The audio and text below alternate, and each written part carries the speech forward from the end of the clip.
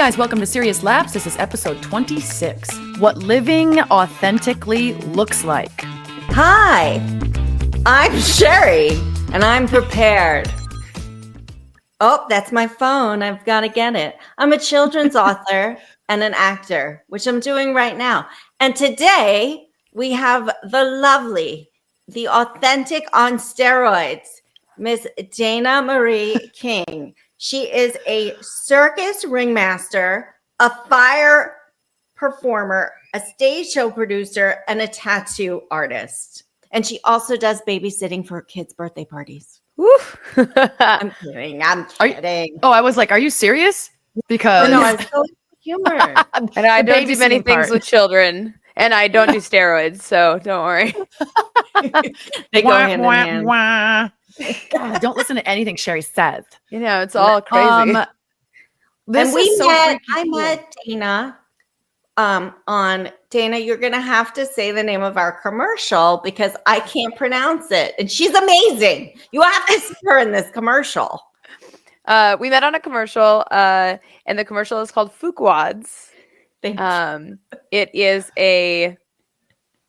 like a post-coitus product. To cleanse. Like a wipe one uses to cleanse. And for pets too. We actually had some goats on our stage. You know, now this just sounds real weird, like out of context. Wait, I have a question though. Is this a real product you guys did, or was it? Is it a real thing? No. It's kind of like an SNL skit. Oh, I love it. That will eventually be a real product because it's like too good not to be. Exactly. Well, yeah. So when will our commercial air? It's going to be part of a whole thing with Adam Taylor Productions, right? Mm-hmm. Yeah, the Savage Henry Films No Commercial Value, I think is what it was. The No Commercial Value boys, they've got like a new production company, and they're doing a whole lot of like more professional, spoofy commercials. So it's mostly comedic based, but lots of cool. Okay. Dana and I met on that blank wad. Fuki wad. I can't pronounce it. It's Fook. They're like Fuch. Fook. I'm having such a hard time saying the and I didn't have to because I was in bed the whole time we were shooting. So it's true. She was in bed the whole time. We've got pictures of just us in bed together. That's how I met Sheri, was just laying in bed with her for hours while I smiled at the camera like this. And she threw the Fook wads at me. I did. Wash it up, you dirty woman. Mm-hmm. It was a lot like that. It was. Well, but it was comedic. It wasn't OnlyFans. It was comedic, wholesome family fun. I believe it. Well, if you're just listening and you're not watching this on YouTube, so Dana is this beautiful. She's got beautiful red lips and this beautiful golden hair and perfect face, and she's got like fire on her shirt, and I think that just like encompasses her whole character. And I'm just meeting her I've known her for 7 minutes and 46 seconds. So where do you want to start with this, Sheri? All right, so I became in awe of Dana from the beginning, not just because you're beautiful, but because you personify this authenticity. You're kind, but you're like the real deal. You're living your real self. You're not apologetic about it, and you're not aggressive. You're in that sweet spot that everybody wants to be, but very few people get there. And we talked about many things, one of which really struck me, which was this idea of what you called a parasympathetic relationship. Parasocial. Tell us what that is. Yeah, we were talking one day, and she was like, "What kind of relationships do you have?" And I was like, "Well, living the way that I do, I develop a lot of parasocial relationships, and those are essentially relationships with people that don't know me. So people on the internet will develop a parasocial relationship with me in the sense that they feel very connected or emotionally connected or invested in me, even though we may have never actually met. But then I'll see them out in the wild, and they'll be like, how's, your family doing? And how's all these things? Like, as if we talk. And I'm like, how do you know these things? But it's because they've found the information online, and therefore they feel connected and called to to develop a deeper relationship based off of the online persona that is presented. And they're probably so attracted to you, not just obviously aesthetics, but because they want a piece of that. And that is your authenticity. Like I think a lot of people could live more authentically, easier if they just listen to their intuition in the first place.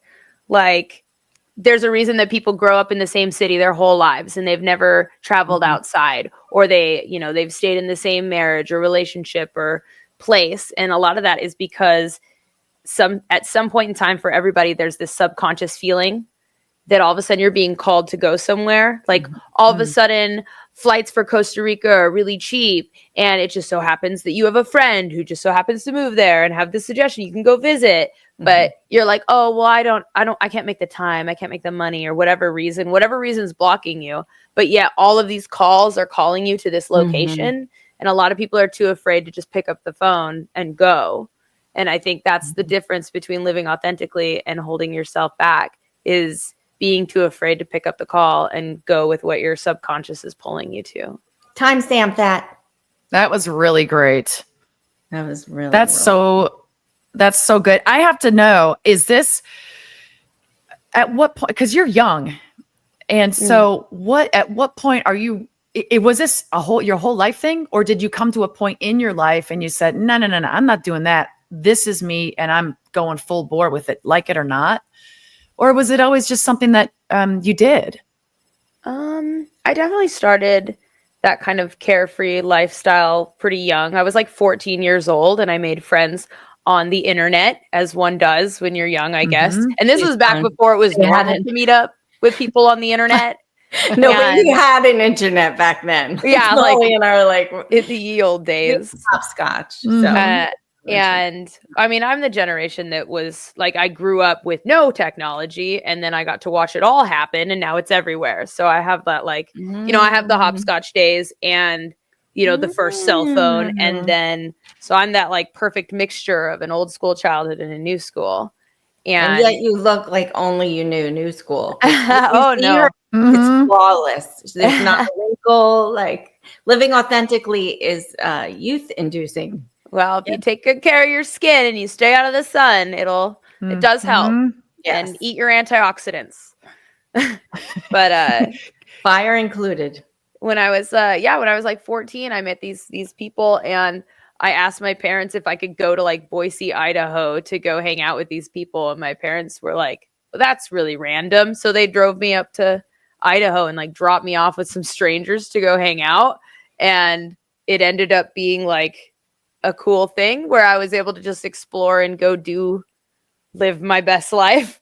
And it's not that they were like, my parents weren't like reckless or anything about it, but they understood allowing me to just follow my little heart for whatever it may be. Like one day I was like, I'm going to be a tap dancer. And they were like, okay, so they signed me up for tap dancing lessons. And then I did river dance. And then I eventually was like, that's hard. I'm tired. I don't want to do it anymore. And then did something else. And I think just allowing yourself, and when you're young, allowing your kid to explore and experience those things, because they're not gonna know unless they try it, You had a very supportive upbringing. I did get very lucky, and my parents were supportive of most of the ridiculous things I decided I wanted to do. Which even is unusual because your background, you're Mormon. You are Mormon, but you were raised. I am previously Mormon. And so that's unusual, right? That open-mindedness. Mormons are very community-based and definitely put a lot in community upbringing and making sure that you do get to try things. Not all things, but many things. Some things are for marriage. Something like some things like marriage, or something? I said some things are for marriage. Oh, so you can experiment with fire eating, but not right. Okay. Right. Yeah. Not wherever God sees it. You can only put it in your mouth. Like fire. Okay, so what is that like? I mean, just that in itself. That's like authenticity on steroids. That's courage. Oh, fire? You should try it. It's great. It's so I for about 5 years I ran a nonprofit organization. It was a community-based outreach program called Circ and Destroy, where I teach people from zero experience of fire, and then I safely train them up to understanding and learning how to play with fire, for all different levels, all ages.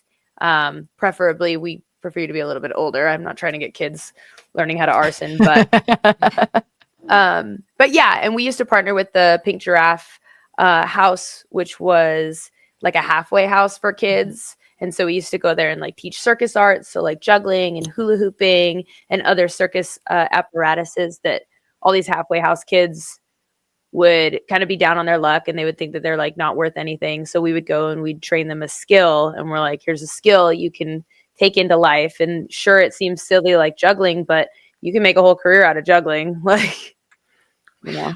And you can juggle. Yeah, of course. Everybody can juggle. What do you mean? I can't juggle. Oh, come on. Yeah, bet you. I had to do it for a college course, and I was the last one to figure out how to do it, but I did it. And it didn't last very long, but I did it. I felt pretty proud of myself. So this is fascinating. So I gotta, okay. Geez, where to even start? A Circus Ringmaster. Now, okay, did you start out, because I know you're an actress too. Is that where it started? Where did this love for performance start? And then how did it grow in your life? From where did it start to where you are now? I was definitely a theater kid in high school. Yeah. Yeah. So did a lot of theater nonsense. And then after high school, when I was in college, I didn't really focus on theater or anything of that matter for a really long time. Like, my degree's in business and linguistics. Like, I speak Japanese fluently. And so I wasn't doing a lot of theater at all during that time. You're just like an onion. Like, Molly, don't you want to, like, Yeah, I'm no like, kidding. wait a second. Like, Tell me everything. Yeah, in college I went backpacking cross country in Japan. So I finished my degree in Japan, and then I walked from Osaka to Tokyo just because I wanted to explore the country. But yeah, that was long before my my acting career. My actingness kind of started, I really got back into it once I started working at the Texas Renaissance Festival. And becoming a Renaissance actor is a whole nother level that I was definitely not prepared for going in, but have built a bit of a name for myself in that sphere. Bombshell Becky. Yep, I am Bombshell Becky of the Barbarian Bombshell Show. Our show's been running for 10 years at the Texas Renaissance Festival. I've been involved for 8 of it, and I now run it and produce it. I started off as an actress, as like one of the side characters, and then slowly moved up and then became a main character, and now I produce it. Oh, wow. You're amazing. Oh my God. What is that like? I don't even know where to begin. I'm like speechless. I'm like, what? Like I feel like we could do, what is it, Undercover Boss, just from that alone. Yeah, right. Yeah, that'd be a blast. It'd be wild. So you're starring in it. You're producing it. You run the whole thing. Yeah, so I do all the audio, but like from backstage / on stage, and yeah, I pretty much set up the whole thing. Wow. So it's an actual stage show at the Renaissance Festival. Yeah. Oh yeah, it's a main stage show. Oh, like, man. We have thousands of people come per day. We do 4 shows a day, and we do it for 2 months straight. Yeah. Gosh. So, and this is the every one that's day. just around the. Yeah. This is the one that's in Magnolia, right? It's in Magnolia. It's also the country's largest Renaissance festival, and it's the 3rd largest in the world. Oh my gosh. Pretty big. We're with a real celebrity fire eating, love nonprofit guru, Japanese speaking business tycoon. Golly. I do something or another. I'm having a parasympathetic. We're social. Parasocial. No Parasocial. wonder everybody. Okay, that's freaking cool. So you do the Renaissance Festival. That's 2 months out of the year, 4 shows a day. Yeah. That's 7 days a week? That's why you're taking your skin regimen seriously. It's hard. It's hard. 7 Yeah. days a So week. I do Renaissance Festival work pretty often. Actually, I run another show Actually, I run 2 other shows, stage shows at different Renaissance festivals. So right now I'm actively working at Sherwood Forest Fair. So that's for 2 months. That starts March and April, and that's every weekend of March and April.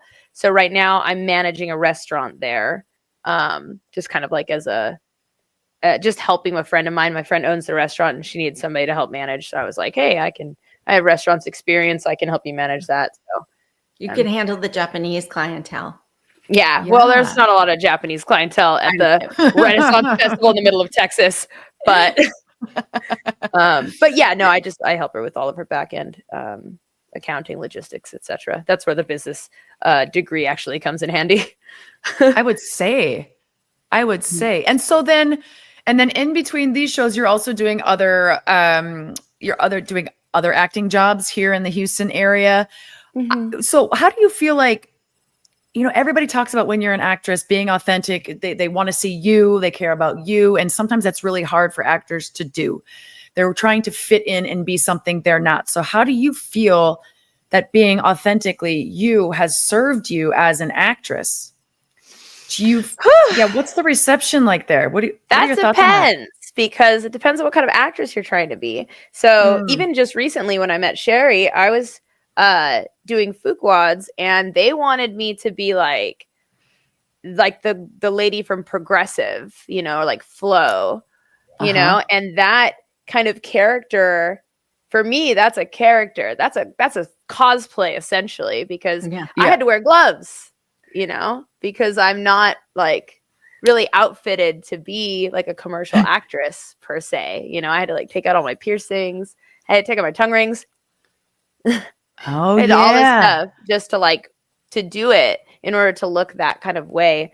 So it's not a matter of that I can't play the part, but looking the part is a whole nother thing. And I don't really realize how alternative I look until I have to not look alternative, like this developed over time. You had you had the aura of like the Orbit girl. Like you had it was almost like AI.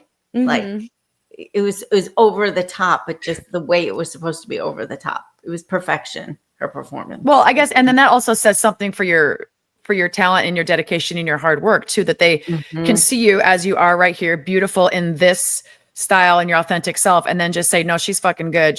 But she can be this too, so that's I see what you're saying there. And then I think that they're probably just, like Sheri said in the beginning, just drawn to you being your authentic self. Who doesn't want to be around somebody who's just themselves? It's so, I mean, it just rubs people the right way. It just rubs off on them. And you're just like, well, it's a frequency really. And everybody resonates at a different frequency. And if you are resonating authentically with what your actual frequency is, people can see that because you're harmonizing with like the things around you essentially. And so you can see that in a person. If that person is harmonious with their life and the people around them, you can kind of feel it and you get that good feeling, as opposed to when you meet somebody and they are kind of not resonating with themselves, they're not doing things true to themselves. They have this kind of like feeling that you get that they're just not resonating. And it's like it's almost a sound you can hear that you can feel. That's a very spiritual answer. So I want to delve into that. And I resonate with what you're saying. And that's why I say, I mean, maybe you'd use a different adjective for it, but is that, would you agree with that? Do you read work on, Reiki and meditation and all that stuff? Because that's the vibe I'm getting from you. And I'm into all that. I do. I help guide people through sound healing. I play sound bowls. I also, my best friend, she's a Reiki master, and so she does Reiki healing. And then I also guide people through Kundalini style exercises. So, what don't you do? I mean, do a lot. Shall we mention now she's also a tattoo artist? And a very talented one too. And are you a makeup artist too? Because your makeup, I'm like in awe of your, do you see that, Molly? For our viewers, if you're listening only, it's like a sunrise on her eyelids. I'm seeing that. A sunrise. When I was much younger, I did special effects makeup art and I did makeup artistry. but I didn't follow it in as a career. My little brother is a special effects makeup artist for like film and television, and he does like horror monsters and he builds creatures and he can do all the practical effects. So that was just something that I got into for a while there, but I didn't really stick with it. But just studied, it was back in the day. I was a photographer professionally for 20 years. So I did all of my own hair and makeup design work because I was mostly just doing like editorial commercial kind of photography. Oh my and gosh. Saved money back in the day when you're young and you're like, I don't want to buy a makeup artist. So I'm also the makeup artist, and it saves a lot when you're trying to create these kind of things. Yeah, I went by parenthesis X is my handle, but that was also my photography handle. So if you like Google parenthesis X, you'll just get like all this stuff of all my old photography. Yeah, but then I retired when I moved to Texas, photography wise. Okay. What's your How dream? long have you? Oh, we're both. Yeah, I like that question better. I like that question better. Well, what was Molly going to say? And then we'll go. Oh, I was going to say, how long have you been in Texas? Ooh, I have been in Texas for 10 years now. Okay. So then you Crazy. jumped right on that Renaissance Festival thing right away if you've been doing that for 8 years. Yeah. Okay. Yeah, I ended up getting pretty embedded with that fairly early to moving to Texas. And to be fair, I never thought I would end up in Texas. This is kind of like a super random thing. I was like, I don't even know how old I was, but I was living in Utah and I was an event producer. So I used to run large scale trade shows, Comic-Cons, event productions, gaming conventions. So like expo stuff. And so I would manage and create all of that. And that was my original like thing I was going to do for the rest of my life. And some crazy shit went down and my ex-fiance and I split, and it was like a big deal. And I was like, well, I don't want to be here anymore. I'm going to go somewhere. I don't know where I'm going to go. So I put up a big map of the United States and I was like, I'm going to go somewhere exciting, like New York or California. And I threw a dart at the map. And that was about the time I realized that I'm really bad at darts. And I hit Houston and I was like, all right. 7 days later, I packed up all my shit, moved to Houston, Texas. I never even thought of Texas until that day. And I just now. Oh my gosh. You're not only authentic, you're a risk taker. I mean, it's not a risk. It's people think that it's risky to move somewhere that you've never been and like start a new life. But the thing is like people are way more powerful than they give themselves credit. If you're in a situation, if it's sink or swim, you're not going to sink. If it's do or die, you're not going to die. You just do. Can I bring you home with me? Wow. Just saying. I love it. If you put yourself in a position that you literally cannot fail, you won't. Right. It's about surviving. Like people have no idea. Like your survival instincts are way stronger than whatever you think you have right now. And so if one day you put yourself in a situation that you utterly cannot fail, because otherwise, what are you going to do with yourself? There's no going back. You'll succeed. Well, and then look at all the shit that's happened. I mean, now you're a producer and like super successful here. I think that's amazing. So thank you for answering that question. Yeah. Sheri, your question was, what is your dream? Was that what it was? Yeah. And are you living it? And it just keeps changing. Yeah.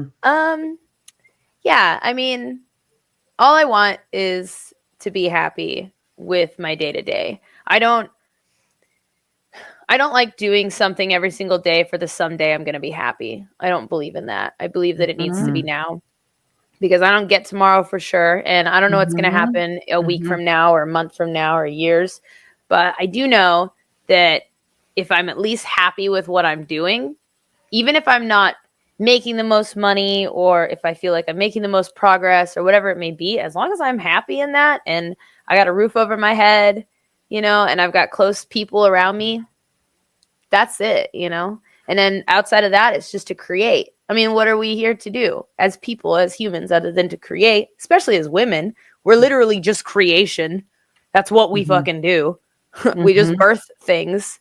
And so birth something you care about, alchemize whatever it is in your life. That's all that really is like, going through a lot of trauma. People are like, oh, I have all this trauma. I have all this pain, all this buildup in my life, right? Oh man, it hurts me so much. Okay, well, what are you doing with it?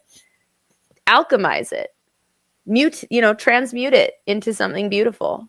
So take all of that energy of whatever hurt you in your life and use it as fuel for your fire and turn it into something art. Quote that, mama. That's beautiful. I put that down already. That was beautiful. I've got it. Wow. And So you studied linguistics, right? Mm-hmm. So that's why you get why I'm having like a moment here, because I love Sheri loves words. She Words loves are beautiful. words. Words are beautiful.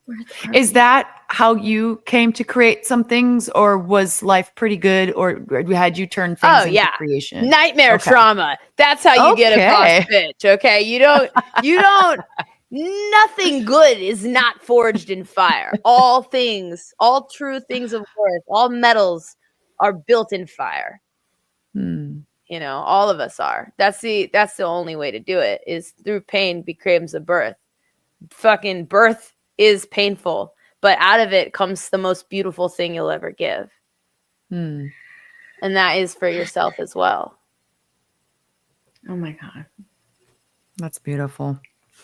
You're amazing. I'm in awe of you. Is there anything, Molly, you wanted to ask before we close the dating game show? I mean, you just have a list, so many things you've done.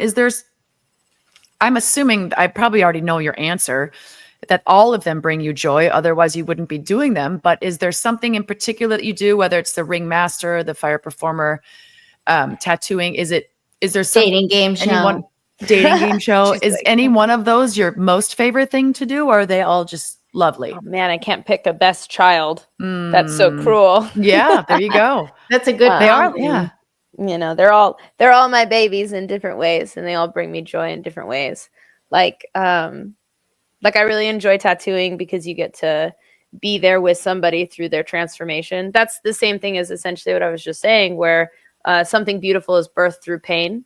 And to alchemize that pain, that's literally tattooing. Tattooing is you're going through a threshold of pain in order to earn something beautiful, a permanent mark on your skin. And so a lot of the tattooing, I work with, I do like trauma therapy tattooing as well. And so it's a kind of a newly invented style of tattooing that I call kurotsugi. And what that is the art of repairing something with ink. It's based off of the Chinese, or I guess it's technically the Japanese art of kintsugi, which is repairing pottery with gold. So the idea is that we are like a teapot, like a little teacup. And then once we are broken, that doesn't make us useless, because then they take gold and they fuse the pot back together using the pieces that are left, thus making you more valuable and still of use. And so we don't discard you. And so kin is gold and sugi is to join, kintsugi. And so that's the Japanese art of repairing pottery. And so I invented kurotsugi, which is kuro, which means black, and sugi is to join. And that's to join with the union of ink. And so what I'll do is I do kind of late stage trauma therapy, talk therapy, while doing certain tattoo styles. And it's kind of like a transformative process that people go through when getting a tattoo. That's kind of those kind of tattoos that I have on my fingers, these lines, this kind of seal is what I produce on people for different traumas or things that they want to seal or something that they've gotten over. And it's just kind of like a permanent mark of their history so that they know where they've been, but then they can remind themselves where they're going. You are such a gift to the world. I love that. Well, you are. You're such a light. You're such a fire. Fire. What a cool way to look at the tattoo. I've got a couple, and of course, they all mean something to me. But I guess, I have tattoos here in remembrance of some animals that I had, and I can look at it and become really peaceful about it. But I never would have done what you did, where you take it as like a form of therapy. Now, of course, I'm thinking of my niece right now, who just had to put a dog down, and she's never had a tattoo. She's pretty straight laced, and she said, "Molly, I'm ready to get a tattoo now," because she's gone through this painful experience. And now I want to be like, well, you need to go see Miss Dana Marie King. Yeah, go see me. Oh my gosh, I just love that. Mhm. Yeah.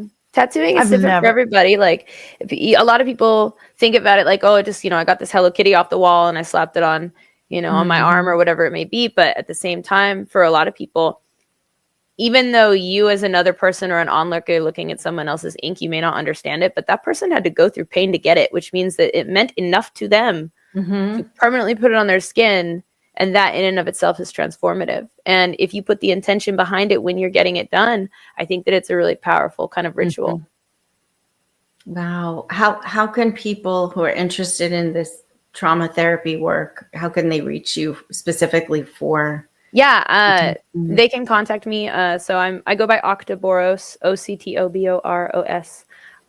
That's my Instagram handle, and you can find me online that way. And they specifically can request kurotsuki tattoos, and it's like it's kind of a back and forth. I give you a bit of an interview to kind of see if you're ready for it, and I take like brushes, and then during the consultation, I freehand do brush strokes upon your body in order to create the abstract of what it is that you're describing. It's spiritual. I mean, it's transformative. It manifests on the physical, but it lasts forever on the soul level. Exactly. Wow. And I love that you combined your love of Japanese and kintsugi, just this image of the gold,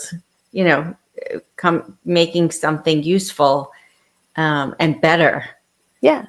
Especially when it comes to people's self-esteem, because I think a lot of times people think, well, if you're a certain age or a certain gender or a certain disability or, well, how am I useful anymore?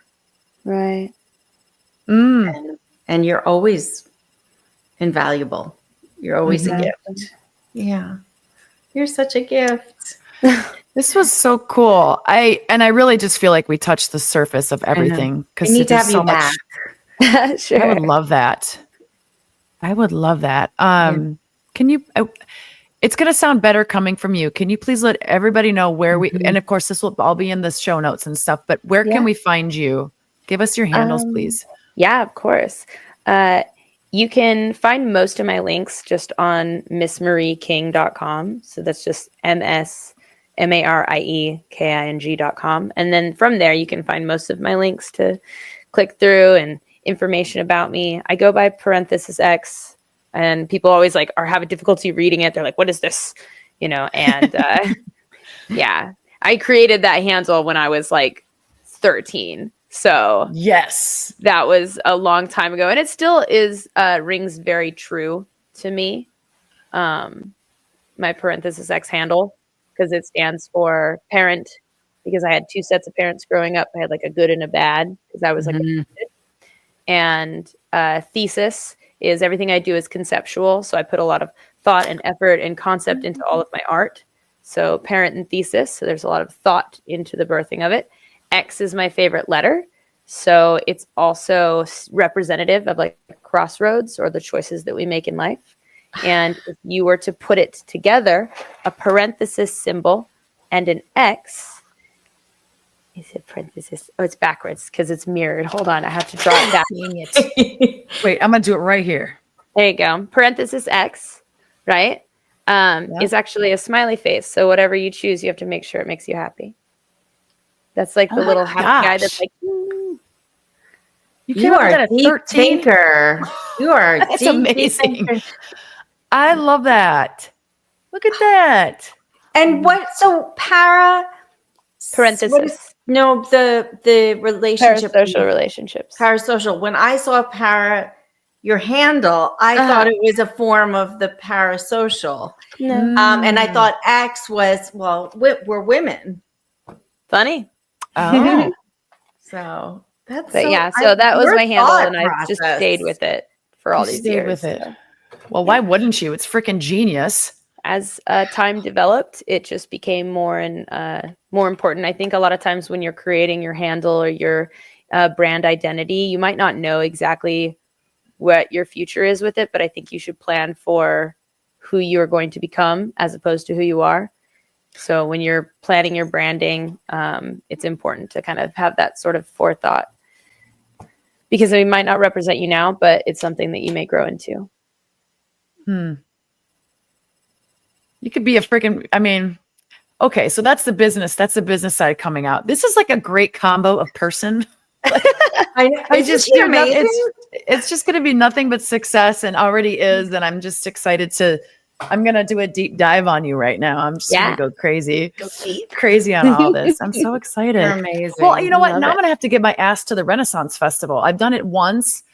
And you would have been there, but I didn't know what I was getting into that time. And we had a little guy, so we didn't stay very long. I'm going to have to do I'll a go deep dive with on you. this. I'll go Yeah, with we you. should go.